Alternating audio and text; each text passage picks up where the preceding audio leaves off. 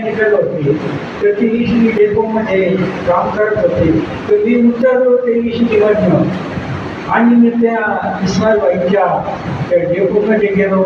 तर तिथे गेल्यानंतर इस्माईलबाईला म्हटलं, अरे बाबा ने शरीर छोड़ा है, आपने हमको परिचय दिया, शिव बाबा आया है ब्रह्मा बाबा के तन और हमारे ब्रह्मा बाबा ने अभी शरीर छोड़ा है.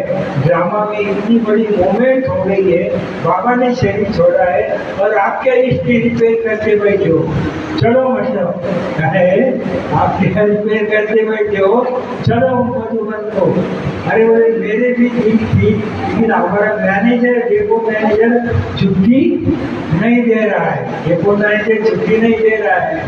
मैं बोला कैसा नहीं दे रहा है, चलो मेरे साथ. ऐसा नशा होता ना, चलो मेरे साथ. डेपो मैनेजर और डेपो मैनेजरच्या कॅबिनमध्ये गेलो.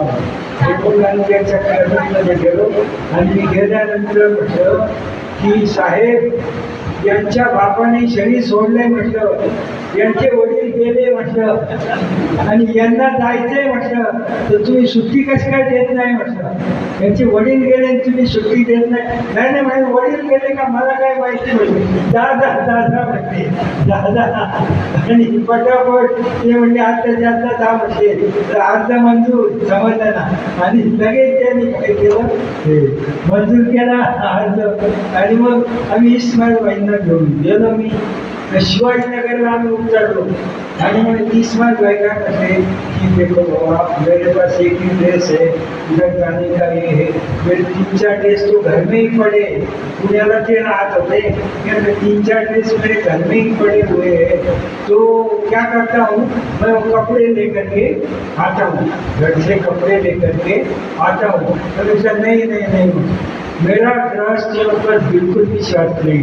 5 गृहस्थी मुझे घर गए वहाँ पर, अभी तुम घर में गए उधर ही बैठ गए तो मेरा क्या होगा, समझ ना. तो मैं गृहस्थी पर विश्वास नहीं हूँ, तो तुम उधर जाकर के बैठेंगे तो तुम घर को नहीं जा सकते. अपन यहाँ से ही जाएंगे, जैसा हो वैसा. समझा. त्यांना काही घरी जाऊ दिलं नाही. मग आम्ही गेलो होतो त्यावेळेला बाबांनी जेव्हा शरीर सोडलं ना त्यावेळेला गेलो होतो.